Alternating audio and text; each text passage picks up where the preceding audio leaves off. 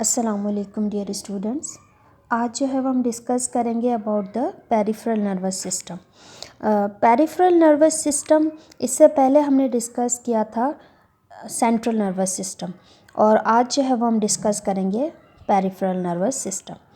Peripheral nervous system basically ये जो है वो हमारे 2 टाइप के न्यूरॉन जो है वो हमारी बॉडी के अंदर जो है वो रन करवाते हैं, दैट इज़ सेंसरी न्यूरॉन और मोटर न्यूरॉन। ये हमें अच्छे से पता है कि जो भी मैसेज होगा वो सेंसरी न्यूरॉन जो है वो हमारे ब्रेन तक पहुंचाएंगे, और जबकि वापस ब्रेन से जो रिस्पॉन्स होगा वो कौन से मोटर न्यूरॉन लेकर आएंगे, जो कि हमारी ब्रेन और स्पाइनल कॉर्ड से बॉडी तक जो है वो क्या करेंगे, उस मैसेज को लेकर जाएंगे। We know that. अब हम आ जाते हैं, इसलिए सेंसरी न्यूरॉन का इतना ऐसे काम नहीं है, तो ये फर्दर डिवाइड नहीं होता। लेकिन मोटर न्यूरॉन जो है वो डिवाइड हो जाता है 2 टाइप के नर्वस सिस्टम के अंदर। एक है ऑटोनोमिक नर्वस सिस्टम और दूसरा है somatic nervous system. Autonomic nervous system वो नर्वस सिस्टम होता है जो कि हमारी इख्तियार में नहीं होता, वो ऑटोमेटिकली बॉडी के अंदर क्या होता है, रन होता है। जैसे मिसाल के तौर पर हार्ट बीट है, हमारी हार्ट बीट है, उसको आप कंट्रोल नहीं कर सकते। आपकी ब्रीथिंग है, सॉलोविंग है, ये जितने भी आपके फंक्शंस है, ये हमारी बॉडी जो है उसे क्या करवा रही है, परफॉर्म करवा रही है। लेकिन वो फंक्शन जो आपके इख्तियार में है उसे सोमेटिक नर्वस सिस्टम कहा जाता है। जैसे मिसाल के तौर पर मैं अगर चाहूँ तो अपने हाथ को बेंड करूँ, रिलैक्स करूँ, ये मेरे ऊपर है, ये मुझ पर डिपेंड करता है कि मैं इसको कंट्रोल कर सकती हूँ। ऐसे सिस्टम, ऐसे फंक्शंस को कंट्रोल कौन करता है, सोमेटिक नर्वस सिस्टम, जो हमारे कंट्रोल में हो। अब हम आ जाते हैं, ये जो ऑटोनोमिक नर्वस सिस्टम है ये 2 टाइप के, एक है सिंपैथेटिक नर्वस सिस्टम और दूसरा है पैरासिम्पैथेटिक नर्वस सिस्टम। जो सिंपैथेटिक नर्वस सिस्टम है और जो पैरासिम्पैथेटिक नर्वस सिस्टम में, बेसिकली सिंपैथेटिक नर्वस सिस्टम जो है जिसे फाइट और फ्लाइट इमरजेंसी के अंदर जो है वो काम करता है। लेकिन पैरासिम्पैथेटिक तब काम करता है जब हमारी बॉडी रिलैक्स में होती है, हमारी बॉडी जो है वो बिल्कुल नॉर्मल स्टेट पे होती है, तो हमारा पैरासिम्पैथेटिक नर्वस सिस्टम क्या करता है, काम करता है। यहाँ पर ये जो ऑटोनोमिक नर्वस सिस्टम है, इसके अंदर 2 न्यूरॉन इन्वॉल्व होते हैं। इसके फंक्शन के अंदर 2 न्यूरॉन क्या करते हैं, काम करते हैं। जबकि सिंपैथेटिक सोमेटिक नर्वस सिस्टम के अंदर सिर्फ और सिर्फ जो है वो हमारे पास एक ही न्यूरॉन काम करता है। कैसे? जैसे हम यहाँ पर ऑटोनोमिक की, यहाँ पर मैंने जो है वो फिगर बनाई है, इसको यहाँ पर थोड़ा सा इनलार्ज करके बनाया। देखें, ये एक न्यूरॉन है, ये दूसरा न्यूरॉन है। ये जो न्यूरॉन है ये सेंट्रल नर्वस सिस्टम से मैसेज लेकर आ रहा है, ठीक। फिर ये कनेक्ट हो रहा है किसके साथ, हमारे पास दूसरे न्यूरॉन के साथ, और ये जो कनेक्शन है इसे गैंग्लियन। बेसिकली पहले आपको ये बता दूं कि what is the difference between ganglia and nerve, ठीक। गैंग्लिया कहा जाता है जहाँ पर सेल बॉडीज़ का क्लस्टर हो, जहाँ पर बहुत सारी सेल बॉडीज़ आपस में जमा हो, उसे गैंग्लियन कहा जाता है। और नर्व उसे कहा जाता है जिसमें एक्सॉन या फिर डेंड्राइट के बंडल्स हो। ये जो नर्व है, ये एक नर्व जो न्यूरॉन जो है, जब दूसरे के पास से जहाँ पर जो बन रहा है, जो क्लस्टर बन रहा है, इसे गैंग्लियन कहा जाता है। तो ये कितने न्यूरॉन हो गए, 2 न्यूरॉन हो गए, ठीक है। ये न्यूरॉन 1 और ये न्यूरॉन 2। तो कितने न्यूरॉन इन्वॉल्व हुए ऑटोनोमिक नर्वस सिस्टम में? 2 न्यूरॉन इन्वॉल्व हुए। अब ये दोनों न्यूरॉन कहाँ आकर जुड़ रहे हैं, ये इस पॉइंट ऑफ अटैचमेंट जिसे गैंग्लिया। अब गैंग्लिया से पहले वाला जो न्यूरॉन का पार्ट है that is called pre ganglion, और बाद वाला जो है that is called post ganglion, ठीक। ये सेंट्रल नर्वस सिस्टम से मैसेज आया और ये रिसेप्टर तक जाकर वो मैसेज पहुंचा, ठीक। That is called 2 neuron involve in the autonomic nervous system. इसी के अगर हम देखें सोमेटिक नर्वस सिस्टम में, तो यहाँ पर सिर्फ एक ही न्यूरॉन होता है इन्वॉल्व, 2 नहीं होते। कैसे? सेंट्रल नर्वस सिस्टम से लिया और इफेक्टर तक मैसेज को पहुँचाया। There is no involvement of second neuron और गैंग्लियन, ठीक। इसमें प्री और पोस्ट भी नहीं होगा, सिंपल ये न्यूरॉन 1 है हमारे पास, ये सेंट्रल नर्वस सिस्टम से इसने मैसेज लिया और इफेक्टर तक पहुँचाया। उसके बाद हम आ जाते हैं हमारी पेरिफेरल नर्वस सिस्टम में तकरीबन हमारे पास क्रैनियल नर्व्स 12 होती हैं और स्पाइनल नर्व्स 31 होती हैं। 12 पेयर ऑफ क्रैनियल नर्व्स होती है और 31 पेयर ऑफ स्पाइनल नर्व्स होती है। 12 pair of cranial nerves arise from the cranium, arise from the brain, whereas 31 pair of spinal nerves arise from the spinal cord। ये कहाँ से, जो मिलकर हमारा पूरा जो है वो क्या बनाती है, हमारी बॉडी के अंदर जो है वो पूरा जो है वो नर्व्स जो है पूरी बॉडी के अंदर डिस्ट्रीब्यूटेड होती है और फिर हमारा फंक्शन परफॉर्म करवाती हैं। उसके बाद हम इन पेयर्स की डिस्ट्रीब्यूशन को जो है वो देख लेते हैं कि यहाँ पर जो है वो हमने देखा कि बेसिकली ये हमारा ब्रेन है, ठीक है, और ये हमारी जो है वो क्या है, पूरी की पूरी वर्टिब्रल कॉलम है। अब ये जो हमने यहाँ पर डिस्कस किया था अभी कि हमारी जो नर्वस सिस्टम है बेसिकली मोटर न्यूरॉन्स 2 टाइप के होते हैं, जो 2 टाइप के न्यूरॉन्स सिस्टम बनाते हैं, एक ऑटोनोमस और दूसरा सोमेटिक। अब जो ऑटोनोमस है यानी कि जो हमारे कंट्रोल में नहीं है, जो ऑटोमेटिकली कंट्रोल होता है बॉडी के अंदर, that is control by the sympathetic nervous system and parasympathetic. Sympathetic वो होता है जो कि फाइट और फ्लाइट के अंदर जो है वो काम करना शुरू कर देता है, और पैरासिम्पैथेटिक वो जब हमारी बॉडी जो है वो रिलैक्स स्टेट में होती है। इसी को फर्दर हम यहाँ पर डिस्कस करते हैं कि ये जो है वो हमारे पास क्या है, बेसिकली ये हमारा जो है वो स्ट्रक्चर बनाया हुआ ये ब्रेन है, ठीक है, ये क्रेनियल पार्ट है, और ये हमारा वर्टिब्रल कॉलम यहाँ से क्या हो जाता है, स्टार्ट हो जाता है। ये वर्टिब्रल कॉलम का बीच वाला हिस्सा है, मिडिल पोर्शन है स्पाइनल कॉर्ड का, ठीक है। इस स्पाइनल कॉर्ड से हमारे पास जो नर्व्स निकलती हैं, इसको हम बाद में डिस्कस करते हैं। ये जितनी भी नर्व्स निकलती है यहाँ से, ठीक है, मिडिल पोर्शन से, यहाँ से लेकर यहाँ तक मिडिल पोर्शन जो है, इन नर्व्स को जो है हम कहते हैं कि ये हमारी पैरासिम्पैथेटिक नर्वस सिस्टम के अंदर काम करती हैं, और इस रीजन को कहा जाता है लंबर रीजन, ठीक है, थोरेसिक लंबर रीजन। अब इसके अंदर से जो नर्व्स निकलती हैं, अब जो यहाँ से निकलेगी, अब यहाँ पर थोड़ा सा गौर से समझना कि मैंने आप लोगों को पीछे ये बात समझाई, बल्कि यहाँ पर नहीं समझाई, दोबारा से कंटिन्यू करती हूँ इसको, कि ये जो हमारा ब्रेन है ये हमारी स्पाइनल कॉर्ड है, ठीक है। हमारी स्पाइनल कॉर्ड से क्या निकलती हैं, नर्व्स निकलती हैं, जिसे स्पाइनल नर्व्स कहा जाता है। अब ये नर्व जो है ना, एक इस तरह से यूँ ऊपर की तरफ से निकल रही है और एक यहाँ से नीचे की तरफ से निकल रही है, लेकिन ये एक पॉइंट पर आकर क्या हो जाती हैं, जुड़ जाती हैं, मिक्स हो जाती हैं। इस पॉइंट से जब जुड़ती हैं तो इसका जो ये वाला जो नर्व है, इसे कहते हैं डोर्सल साइड, और जो नीचे वाली जो नर्व है उसे कहते हैं वेंट्रल साइड। ये जो डोर्सल साइड पर नर्व होगी that is always sensory nerve, और जो वेंट्रल साइड पर होगी that is always motor neurons.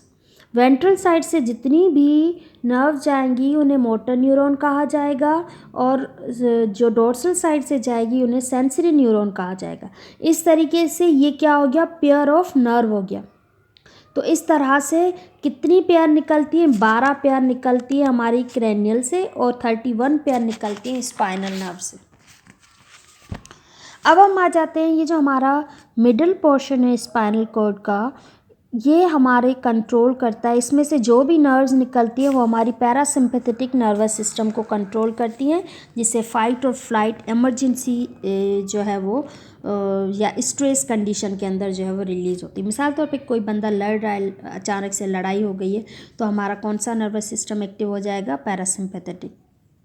इसमें क्या होगा कि हमारी आई का जो प्यूपल है वो जो है वो बड़ा होना शुरू हो जाएगा, जिससे उसकी विज़न स्ट्रॉन्ग हो जाएगी, और उसकी स्लाइवरी ग्लैंड्स जो है वो स्लाइवा की सिक्रेशन करना क्या कर देंगे, बंद कर देंगे। यही वजह होती है कि स्ट्रेस के अंदर या लड़ाई के वक्त हमारा जो माउथ होता है वो खुश्क हो जाता है। सलाइवरी ग्लैंड सलाइवा की सिक्रेशन को स्टॉप कर देते हैं। इस तरीके से हमारी हार्ट बीट जो है वो इंक्रीज़ हो जाती है, क्योंकि जब देखें जब भी लड़ाई होती है या कोई स्ट्रेस होता है तो हार्ट बीट जो है वो तेज़ हो जाती है, इसलिए क्योंकि उस वक्त हमारे मसल्स बहुत ज़्यादा काम कर रहे होते हैं और उसके मसल्स को ऑक्सीजन की नीड होती है। तो हार्ट कोशिश करता है ज़्यादा से ज़्यादा जो है वो हार्ट अपना ब्लड जो है वो सप्लाई करे मसल्स को।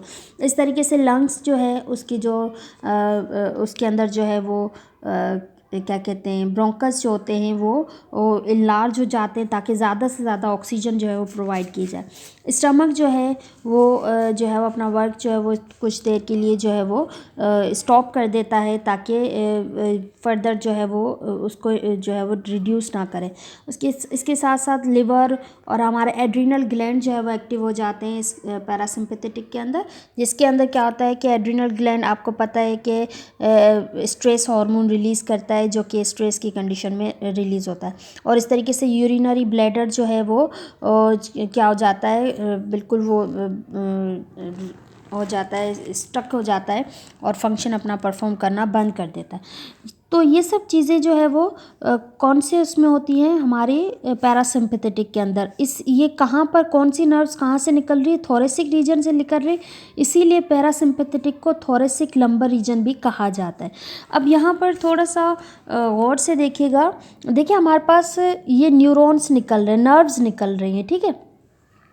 ये नर्व्स ये मैंने आप लोगों को समझाया कि सिंपैथेटिक के अंदर जब हम बात कर रहे थे यहाँ पर, तो मैंने आपको ये बताया था कि ऑटोनोमिक नर्वस सिस्टम के अंदर 2 न्यूरॉन इन्वॉल्व होते हैं, 1 और 2, जबकि सोमेटिक के अंदर सिर्फ 1 जो है वो इन्वॉल्व होता है हमारा न्यूरॉन। तो इस वक्त हम डिस्कस किसको कर रहे हैं, ऑटोनोमिक नर्वस सिस्टम को। तो इसमें कितने न्यूरॉन इन्वॉल्व हैं, 2, एक न्यूरॉन यहाँ से लेकर यहाँ तक और दूसरा न्यूरॉन यहाँ से लेकर यहाँ तक।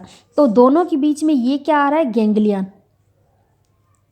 इसे गैंग्लियन को चैनल गैंग्लियन भी कहा जाता है, और या फिर ये जो है वो हमारे पास वर्टिब्रल कॉलम के अंदर यूँ अरेंज्ड है, इसे पेरावर्टिब्रल गैंग्लियन भी कहा जाता है। फिर देखें ये गैंग्लियन से एक न्यूरॉन यहाँ से यहाँ तक अटैच है और दूसरा यहाँ से यहाँ तक, तो ये इसका कहलाएगा प्री गैंग्लियन और ये कहलाएगा पोस्ट गैंग्लियन। अब जो प्री गैंग्लियन है वो हमेशा शॉर्ट होता है पैरासिम्पैथेटिक में और पोस्ट गैंग्लियन लॉन्ग होता है। ये एमसीक्यूज पॉइंट से बहुत इंपॉर्टेंट पॉइंट है, अक्सर ये क्वेश्चंस आते हैं कि जो है वो प्री गैंग्लियन जो है वो किस में शॉर्ट होता है, तो वो पैरासिम्पैथेटिक में होता है। या फिर ये क्वेश्चन आता है कि पैरासिम्पैथेटिक के अंदर जो है वो पोस्ट गैंग्लियन लॉन्ग होता है या शॉर्ट होता है, तो वो लॉन्ग होता है। अब हम आ जाते हैं यहाँ पर सिंपैथेटिक नर्वस सिस्टम के अंदर, जिसे हम कहते हैं क्रेनियोसैक्रल नर्वस सिस्टम। इसे क्रेनियोसैक्रल इसलिए कहते हैं क्योंकि इसमें से कुछ जो नर्व्स हैं वो क्रेनियल रीजन से अराइज होती हैं और कुछ जो है वो सैक्रल रीजन से अराइज होती है, तो इसे क्रेनियोसैक्रल कहा जाता है। क्रेनियो वर्ड हमें नेम ही बताता है कि हम किसकी बात कर रहे हैं, हम ब्रेन की रीजन की बात करें, क्रेनियल की बात करें, हमारे क्रेनियम बॉक्स की, यहाँ से जो है वो 3 तरह की जो है वो नर्व्स जो है वो अराइज होती हैं, जिसे हम कहते हैं, एक होती है एक हमारी जो है वो अराइज होती है आई, जो आई तक मैसेज लेकर जाती है, एक जो है वो हमारी सलाइवरी ग्लैंड तक लेकर आती है, और एक जो हमारे पास जो नर्व अराइज होती है इसे वेगस नर्व्स कहा जाता है। और वेगस नर्व्स जो है वो उसमें से 4 और जो है वो नर्व्स जो है वो अराइज होती हैं। ये एमसीक्यूज पॉइंट से बहुत जो है वो इम्पोर्टेंट पॉइंट है कि वेगस नर्व्स बेसिकली कौन कौन सी पार्ट्स के अंदर ओपन होती है, लिवर के अंदर, स्टमक के अंदर, लंग्स के अंदर और हार्ट के अंदर, जबकि सलाइवरी ग्लैंड और आई की जो है वो अलग से जो है वो आती है। अब यहाँ पर देखें इसमें पैरासिम्पैथेटिक के अंदर क्या था कि इसका प्री जो है वो गैंग्लियन शॉर्ट था और पोस्ट गैंग्लियन लॉन्ग था, लेकिन इसमें क्या है कि पोस्ट गैंग्लियन जो है वो लॉन्ग है, प्री गैंग्लियन जो है वो क्या है, लॉन्ग है, और पोस्ट जो गैंग्लियन है वो क्या है, शॉर्ट है। सो ये एक दूसरे के कॉन्ट्ररी है और ये बहुत इंपॉर्टेंट पॉइंट है और याद रखने वाली है। उसके बाद जो है ये गैंग्लियन, ये देखें बहुत शॉर्ट डिस्टेंस है, पोस्ट का शॉर्ट डिस्टेंस के साथ है। इस तरीके से जो प्री गैंग्लियन है वो क्या है, लॉन्ग है। उसके बाद ये सैक्रल रीजन है हमारे वर्टिब्रल कॉलम का, जिसमें से यूरिनरी ब्लैडर जो है वो की तरफ जो है वो नर्व जाती है। यहाँ पर ये कब एक्टिव हो रहा था, जब कोई फाइट और फ्लाइट या इमरजेंसी कंडीशन हो।